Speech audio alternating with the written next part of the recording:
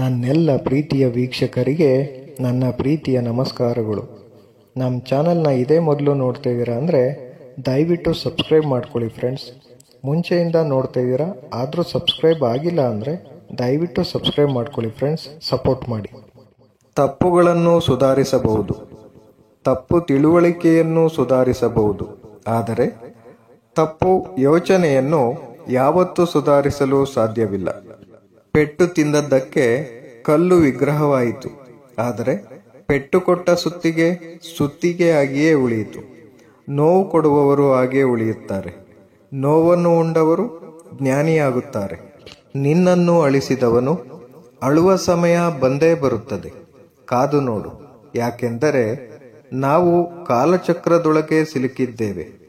ಮೋಸ ಹೋದೆ ಎಂದು ದುಃಖಿಸಬೇಡ. ನನ್ನ ನಂಬಿದವರಿಗೆ ಮೋಸವಾದರೆ, ಮೋಸ ಮಾಡಿದವರಿಗೆ ಮೋಸ ಮಾಡಲು ನಾನು ಯಾರನ್ನಾದರೂ ಸೃಷ್ಟಿಸಿರುತ್ತೇನೆ. ಸಮಯ ಸಂದರ್ಭ ನೋಡಿಕೊಂಡು ಖಂಡಿತ ಸೇಡು ತೀರಿಸಿಕೊಳ್ಳುತ್ತೇನೆ. ನನಗೆ ಹುಟ್ಟು ಎಂಬುದಿಲ್ಲ, ನನ್ನ ಆಧ್ಯಾತ್ಮಿಕ ಶರೀರವು ಕ್ಷಯಿಸುವುದಿಲ್ಲ. ನಾನು ಎಲ್ಲ ಜೀವಿಗಳ ಪ್ರಭು. ಆದರೂ ಪ್ರತಿ ಹಬ್ಬದಲ್ಲಿಯೂ ನನ್ನ ಮೂಲ ಆಧ್ಯಾತ್ಮಿಕ ರೂಪದಲ್ಲಿ ಅವತರಿಸುತ್ತೇನೆ. ಹುಲ್ಲು ತಿನ್ನುವ ಸಾಧು ಪ್ರಾಣಿ ಜಿಂಕೆ ವರ್ಷಕ್ಕೆ ಒಂದೇ ಮರಿಗೆ ಜನ್ಮ ನೀಡುತ್ತದೆ. ಅವುಗಳನ್ನು ತಿಂದು ಬದುಕುವ ಸಿಂಹ, ಹುಲಿ, ಚಿರತೆಗಳು 4-5 ಮರಿಗಳಿಗೆ ಜನ್ಮ ನೀಡುತ್ತವೆ.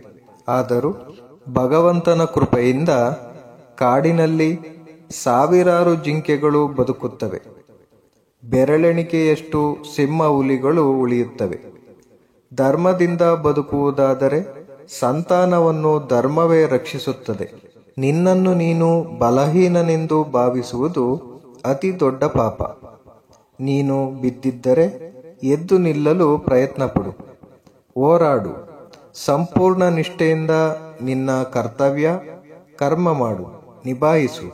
ಉಳಿದ ಎಲ್ಲವನ್ನು ನನಗೆ ಬಿಟ್ಟು ಬಿಡು. ಮಣ್ಣಲ್ಲಿ ಮಣ್ಣಾಗೂ ಪರವಾಗಿಲ್ಲ, ಆದರೆ ಕೆಟ್ಟವರಲ್ಲಿ ನೀನು ಒಬ್ಬನಾಗಬೇಡ. ಬಡತನ ಶಾಶ್ವತವಲ್ಲ, ಸಿರಿತನವು ಶಾಶ್ವತವಲ್ಲ. ನೀನು ತೋರುವ ಮಾನವೀಯತೆಯ ಗುಣವೊಂದೇ ಶಾಶ್ವತ. ಪ್ರಾರ್ಥನೆ ಮನದೊಳಗಿರಲಿ. ಪ್ರಾರ್ಥನೆಯನ್ನು ಇತರರಿಗೆ ಕೇಳುವ ಹಾಗೆ ಮಾಡಬೇಕಾಗಿಲ್ಲ, ಏಕೆಂದರೆ ಮಾತನಾಡುವ ಶಕ್ತಿಯನ್ನು ಕಳೆದುಕೊಂಡಿರುವವರ ಪ್ರಾರ್ಥನೆಯನ್ನು ಭಗವಂತ ಕೇಳಿಸಿಕೊಳ್ಳುತ್ತಾನೆ. ಕೋಪ ಮನುಷ್ಯನ ದೊಡ್ಡ ಶತ್ರು. ಕೋಪದಿಂದ ಯಾವುದೇ ಒಂದು ವ್ಯಕ್ತಿಯು ಇಂದ್ರಿಯಗಳ ಸ್ಥಿರತೆಯನ್ನು ಕಳೆದುಕೊಳ್ಳುತ್ತಾನೆ. ಕೋಪದಲ್ಲಿ ಕತ್ತರಿಸಿಕೊಂಡ ಮೂಗು ಮತ್ತೆ ಬಾರದು ಎಂಬಂತೆ ಆತ ಕೋಪದಲ್ಲಿದ್ದಾಗ ತಾನು ಯಾವ ಕೆಲಸ ಮಾಡುತ್ತಿದ್ದೇನೆಂಬುದು ಆತನ ಅರಿವಿಗೆ ಬರುವುದಿಲ್ಲ. ಆದ್ದರಿಂದ ಕೋಪವನ್ನು ಆದಷ್ಟು ನಿಯಂತ್ರಿಸಲು ಪ್ರಯತ್ನಿಸಿ. ಮರಕ್ಕೆ ಬೇರು ಎಷ್ಟು ಮುಖ್ಯವೋ ಹಾಗೆಯೇ ಮನುಷ್ಯನಿಗೆ ನಂಬಿಕೆಯೂ ಕೂಡ ಅಷ್ಟೇ ಮುಖ್ಯ. ಬೇರು ಇಲ್ಲವಾದರೆ ಮರ ಉಳಿಯುವುದಿಲ್ಲ, ನಂಬಿಕೆ ಇಲ್ಲವಾದರೆ ಸಂಬಂಧಗಳು ಉಳಿಯುವುದಿಲ್ಲ. ವ್ಯಕ್ತಿಯ ನಾಲಿಗೆಯಿಂದ ಹೊರಡುವ ಮಾತುಗಳು ಆಕಾಶಕ್ಕೆ ರಂಗು ಚೆಲ್ಲುವ ಕಾಮನ ಬಿಲ್ಲಿನ ರೀತಿ ಇರಬೇಕೇ ಹೊರತು ಕ್ಷಣ ಕ್ಷಣಕ್ಕೊಂದು ಬಣ್ಣ ಬದಲಿಸುವ ಊಸರವಳ್ಳಿಯ ರೀತಿ ಇರಬಾರದು. ಯಾವ ಪ್ರಾಣಿಯನ್ನು ಕೊಲ್ಲದ ಒಬ್ಬ ಸನ್ಯಾಸಿ ಏನು ಮಾಡ್ತಾನೆ ಅಂದರೆ, ಅವನು ಒಂದು ದಿನ ಒಂದು ಕೆರೆ ಕಟ್ಟೆಯ ಮೇಲೆ ಹೋಗುವಾಗ ಆ ಕೆರೆಯಲ್ಲಿ ಬೆಸ್ತರು ಮೀನು ಹಿಡಿಯುವುದನ್ನು ನೋಡುತ್ತಾನೆ. ಅದನ್ನು ನೋಡಿ ಬಹಳ ಕನಿಕರದಿಂದ ಆ ಸನ್ಯಾಸಿಯು, ಅಯ್ಯೋ ಬೆಸ್ತರೆ, ನಿಮ್ಮ ಕೆಲಸವನ್ನು ನೋಡಿ ನನಗೆ ಬಹಳ ದುಃಖವಾಗುತ್ತಿದೆ. ಅಯ್ಯೋ ಪಾಪವೇ ಎನ್ನುತ್ತಾ, ನೀವು ಯಾವಾಗ ಕಟ್ಟೆಯ ಮೇಲಕ್ಕೆ ಬರುವಿರಿ ಅನ್ನಲು ಆ ಬೆಸ್ತರು, ಅಯ್ಯೋ, ನಮ್ಮ ಬುಟ್ಟಿಗಳು ತುಂಬಿದರೆ ಕಟ್ಟೆಯ ಮೇಲಕ್ಕೆ ಹತ್ತುತ್ತೇವೆ ಅಂದರು. ಹೀಗೆ ಲೋಕದಲ್ಲಿ ಅವರವರಿಗೆ ಬೇಕಾದ ಕೆಲಸಗಳೇ ಅಗತ್ಯವಾದಾಗ ಒಬ್ಬರ ಮಾತು ಒಬ್ಬರು ಕೇಳುವುದಿಲ್ಲ.